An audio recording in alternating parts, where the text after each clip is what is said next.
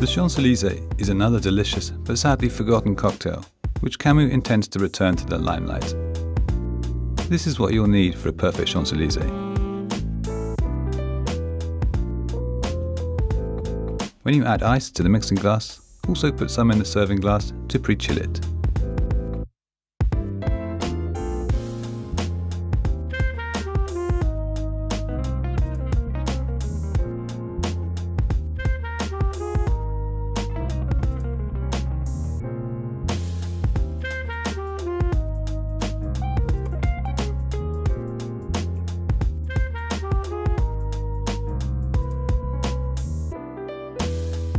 Be sure to go easy on the bitters to make sure that your cocktail has the right balance.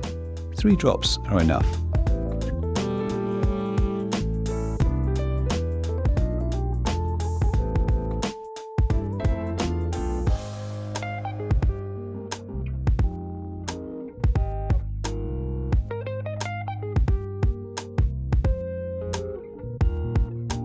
You are now almost ready to enjoy the Champs-Élysées. The final touch is to add a piece of lemon peel in the cocktail glass. Have a nice time.